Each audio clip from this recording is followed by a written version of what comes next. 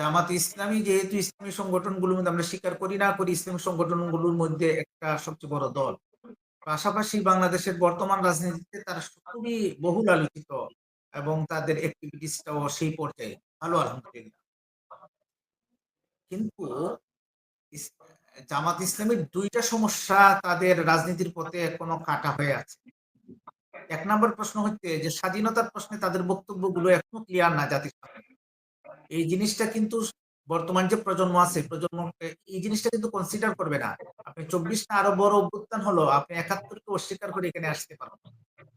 ফলে যেটা হবে তাদেরকে, আমার যেটা চিন্তা, আমি জানি না তাদের বড়রা কি ভাবছেন, যে 71-এর প্রশ্নে তাদেরকে জাতির সামনে সরি বলতে হবে, একদম প্রকাশ্যে দায় নিতে হবে যদি কোনো ব্যাপার থাকে। এটা হচ্ছে একটা। দুই এটা নম্বর কিন্তু হচ্ছে এখনো পর্যন্ত তাদের দ্বারা সম্ভব হয় নাই। এটা কি অদূর হ্যাঁ, এটা ভবিষ্যতে হয়নি, সম্ভব হবে? হয়নি। তারা বলছেন যে তারা এটা নিয়ে ভাবছেন। আচ্ছা, আমি এটাতে আমি আশা রাখতে চাই, কিন্তু এটা নিয়ে করতে হবে। আপনি দুইটা এক জিনিস, দুইটা বিপরীত বিষয় আপনি একসাথে চালাতে পারবেন। আপনি ৭১-কে ব্যাপারে আপনার অবস্থান ক্লিয়ার করবেন না, এত বড় একটা লেগেসি আপনি রেখে দিবেন আর আপনি বাংলাদেশের রাজনীতিতে সার্ভাইভ করবেন, এটা কঠিন। কারণ শুধু ইসলামপন্থী না, বাংলাদেশের রাজনীতিতে তরুণ যে সমস্ত আমরা জেন জি যাদেরকে বলি, এদের চিন্তা কিন্তু আমাদের চেয়ে অনেক বেশি চাপ এবং এটা একটা প্রশ্ন। এই একটা প্রশ্ন, তাদের দুর্বলতা রয়ে গেল এখনো। এটা ইতিমধ্যে তাদের ক্লিয়ার করতে পারলে ভালো হতো। ২ নাম্বার যে জিনিসটা তাদের আছে, যে দেখেন জামাতের আমি একটা রিপোর্ট দেখলাম, মাগুরা জেলাতে তাদের ১৬০০ জন শুধু অমুসলিম কর্মী আছে। তাহলে জামাতের জন্য যদি অমুসলিম কর্মীদেরকেও প্রবেশ করার সুযোগ থাকে, তাহলে আপনি বাংলাদেশে যদি রাজনীতি করতে চান, যে কোনো দল এক্স ওয়াই জেড করতে চান, তাহলে আকীদাগত প্রশ্ন বা এই যে বিষয়গুলো যেটাকে কেন্দ্র করে কওমি মাদ্রাসার সাথে তাদের যে বিরোধ, বা দেওবন্দি পন্থার সাথে সুন্নি পন্থার সাথে তাদের যে বিরোধ আছে, এই বিরোধের ব্যাপারে তাদেরকে কিছু স্পষ্ট কথা বলতে হবে। আপনি দেখেন কানাইঘাটের সাম্প্রতিক ঘটনা কি বার্তা দিল, কি বার্তা দিল। আপনি রাজনৈতিক কৌশল হিসাবে প্রয়োজনে আপনি পূজা মণ্ডপে যাবেন, সেখানে যাইয়া প্রয়োজনে আপনি গীতা পাঠ করবেন, হ্যাঁ, মানে আপনি কৌশল। আচ্ছা ঠিক আছে, আমি ধরে নিলাম আচ্ছা এটা কৌশল, তাহলে আপনার কি এই কৌশলটা করা উচিত নয়, যে কৌশলের কারণে আপনার যারা সুন্নিপন্থী আছে তারা আপনাকে সাপোর্ট করে? এই কৌশল কি করা দরকার নয়, যে কৌশলের কারণে দেওবন্দিরা আপনাকে সাপোর্ট করে? আপনি তো এই ব্যাপারে আপনি দেখেন, আমি দেখেছি যে ইন্ডিয়াতে, আমাদের দেওবন্দি ঘরানার একদম শীর্ষতম আলেম মাহমুদ মাদানি, সৈয়দ মাহমুদ মাদানি, এই আজমির শরীফের উরুস উদ্বোধনে উনি অংশগ্রহণ করলেন। মানেটা কি? মানে হলো যে এখানে আমাদের নিজেদের মধ্যে যত বিরোধ থাকুক, আমরা সবাইকে ধারণ করতে হবে। এখন জামাত যদি এই দুটো ব্যাপারে তারা যদি ক্লিয়ার না করে, তা আমার কাছে মনে হয় যে, আমি এখনো মনে করি না যে ইসলামী দলগুলো তাদের সাথে যাবে। এটা আরেকটা ব্যাপার আপনাকে এখানে বলে রাখি, যে তাদের একজন জামাতের একজন গুরুত্বপূর্ণ দায়িত্বশীল এবং উনি ছাত্র শিবিরের কেন্দ্রীয় সভাপতি ছিলেন, রফিকুল ইসলাম খান। তিনি কিছুদিন আগে জামাতের একটা প্রোগ্রাম, সে প্রোগ্রামটা ছিল মুফাসসির পরিষদ, তাদেরই বক্তাদের। এই পরিষদের মধ্যে একটা কথা বলেছিলেন। এই কথাগুলো কি অন্যরা বুঝে না? উনি বলেছিলেন যে বাংলাদেশে যদি ইসলামের নামে সেটা রাজনীতি হোক বা অন্য কোনো কিছু করতে হয়, তাহলে আলেম উলামাদের সাথে বিরোধ হয় এমন কোন শব্দ উচ্চারণ করা উচিত না আমাদের। মানেটা হলো কি? তাহলে আজকে তাদের অনেক বক্তারা যেটা মাঝখানে কথা বলছেন এবং বিভিন্ন ধরনের বিরোধ উস্কে দিচ্ছেন বাংলাদেশের রাজনীতিতে, দেওবন্দীদের বিরুদ্ধে বা বিভিন্ন সাহাবাদের বিরুদ্ধে, এই যে কথাগুলো হচ্ছে, এটা এটা এখন পর্যন্ত কিন্তু সমস্যা। এবং এই কানাইঘাটের এই সমস্যার সমাধান না হলে এটা আরো বাড়বে। আমি আশা রাখি এটা সমাধান হবে। তো এই যে আমার মনে হয় যে তারা যদি ইসলামিক সংগঠনগুলোকে যদি ধারণ না করেন, তাহলে ঐক্য হবে কি? ঐক্য করার জন্য তো অন্তত স্পেস দিতে হবে।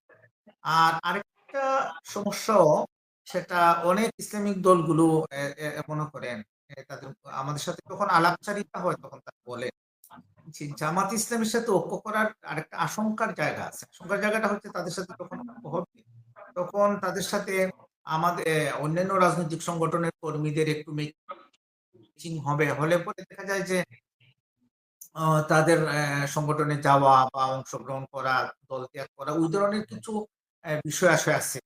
এটাও হয় এবং তাদেরও চিন্তার মধ্যে কিছু আগ্রাসী মনোভাবও আমরা বিভিন্ন সময় দেখেছি। আমার মনে হয় যে এইসব ব্যাপারগুলো ক্লিয়ার যদি না করে, তাহলে আল্টিমেট যত কথাই আমরা বলি, জামাতের সাথে অন্যদের ঐক্য হবে না।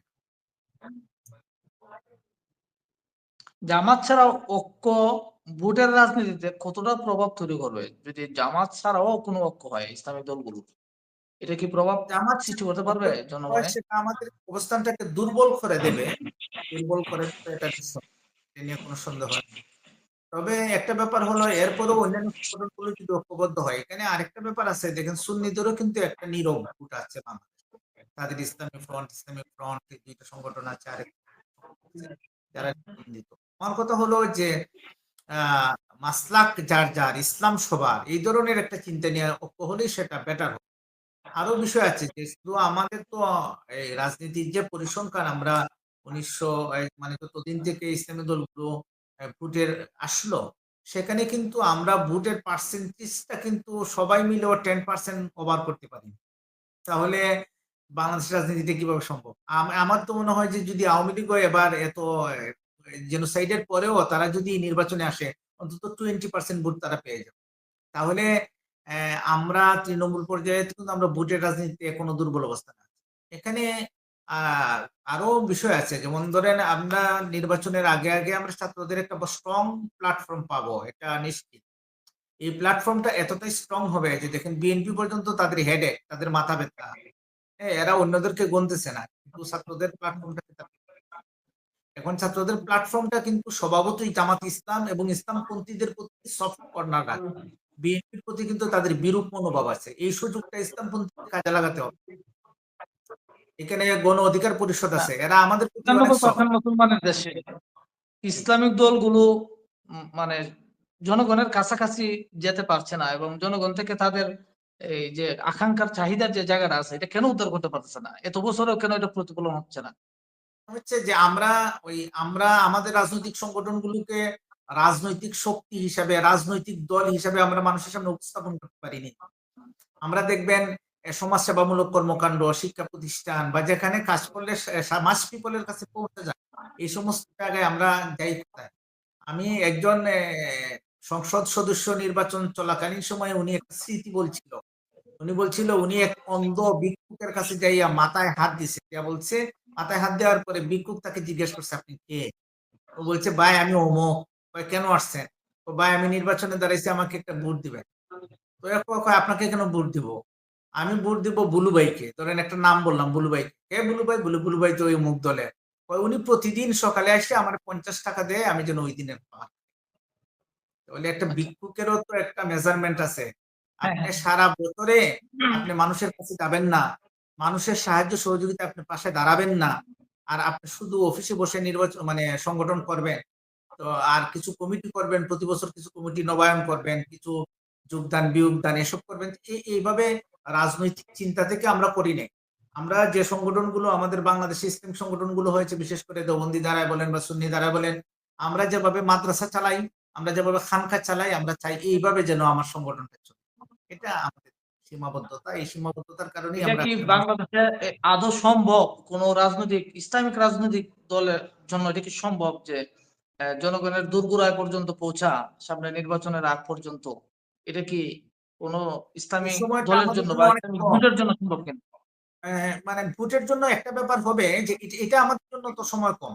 এটা আমাদের জন্য আসলে সময় কম। তবে যদি জামাত সহ বড় ধরনের কোনো প্ল্যাটফর্ম আমরা পেয়ে যাই, যে প্ল্যাটফর্ম গুলোতে নির্বাচনের প্রভাব তৈরি হয়, তাহলে সাধারণ মানুষের নতুন করে একটা আশা এভাবে আসবে। মানুষের ভিতরে কিন্তু একটা প্রচন্ড প্রত্যাশা আছে। আমরা ইসলামপন্থীদের একটা ক্ষমতায় দেখতে চাই, তাদের সুশাসনের জন্য, তাদের ব্যক্তিগত চরিত্রের জন্য, দুর্নীতি মুক্ত জীবন যাপনের জন্য। আমরা এদেরকে একবার দেখতে চাই, যেহেতু আমরা এখানে আওয়ামী লীগ দেখলাম, বিএনপি জামাত দেখলাম। ছাড়া যে বড় ধরনের প্ল্যাটফর্ম বললেন, জামাত ছাড়া কি বড় ধরনের প্ল্যাটফর্ম সম্ভব কিনা?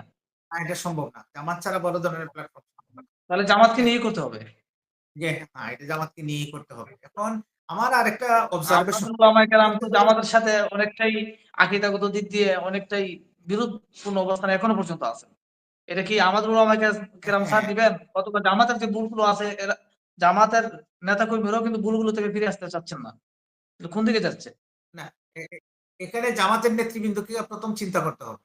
মানে আমি আপনার ঘরে যাব কিনা সেটা প্রথম আপনাকে ভাবতে হবে।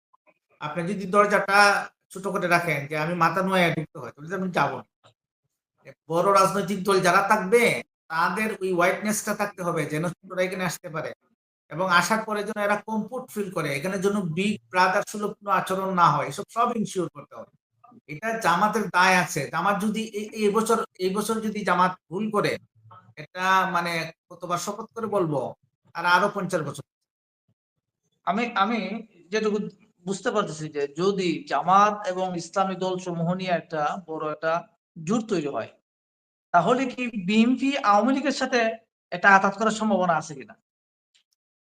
এটার সম্ভাবনা আছে। এটার সম্ভাবনা ইতিমধ্যে শুরু হয়ে গেছে।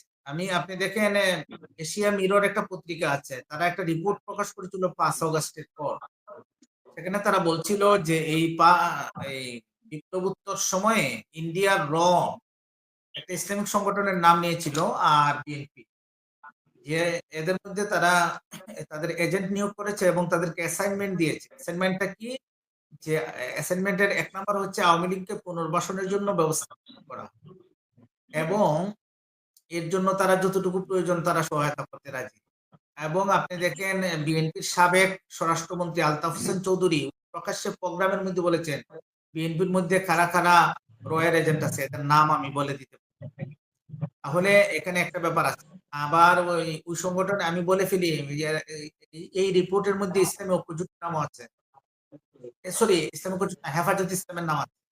হেফাজত ইসলামের মধ্যেও কিছু লোক তারা রিক্রুট করেছে, তারা এই ঐক্যটা হতে দেবে। অর্থাৎ যদি এই ঐক্যটা না হয় তাহলে আওয়ামী লীগ পুনর্বাসনের একটা সুযোগ পাবে। আর বিএনপি যদি এক্ষেত্রে ভুল করে তাহলে বিএনপিকেও সাফার আর হতে হবে। ইতিহাস তাদেরকে ছেড়ে দেবে না, ক্ষমা করবে। ইতিহাসের ভুলের দায় নিবে নিতে হবে বিএনপিকে। বিএনপি যেটা ভাবছে যে যদি এই ধরনের কোনো ঐক্য হয় তাহলে সম্ভাবনা আছে সরকার গঠন করে ফেলতে পারে, বিএনপি পিছিয়ে যেতে পারে। তবে এই সম্ভাবনাটা আমার কাছে এখনো ওইভাবে মনে হয়নি, কারণ বিএনপির প্রতি তৃণমূল পর্যায়ের মানুষের একটা ব্যাপক জনসমর্থন এখনো আছে। আমার কাছে মনে হয়েছে যে যদি বিএনপি ক্ষমতায় আসে, একক সংখ্যাগরিষ্ঠতা নিয়ে আসতে পারবে না, হয়তো বিরোধী একটা শক্ত প্রতিপক্ষ থাকবে, কিন্তু